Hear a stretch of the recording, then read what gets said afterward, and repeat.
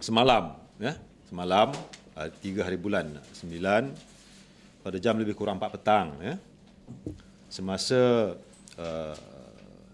anggota polis mengiringi satu tahanan daripada penjara Al-Usta untuk dibawa ke IPD Sungai Siput.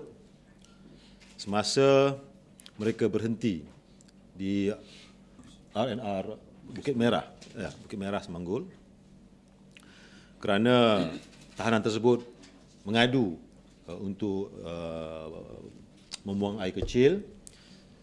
Jadi semasa tahanan tersebut selesai menjalankan urusan di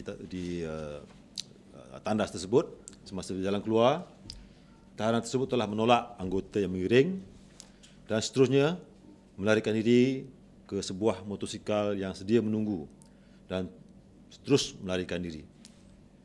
Untuk makluman tuan-tuan dan puan-puan sekalian, orang tahanan tersebut dikenali sebagai Panna Selvam, lelaki Heng Ji Ki, dengan kad pengenalan 710514075111.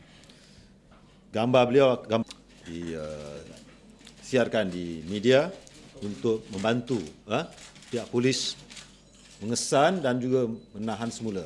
Untuk makluman tuan-tuan dan puan-puan sekalian, mengikut rekod kita, penama subjek ini mempunyai beberapa kes. Kebanyakannya adalah kes-kes berkaitan dengan penipuan. Penipuan dalam jual beli kenderaan, di mana beliau akan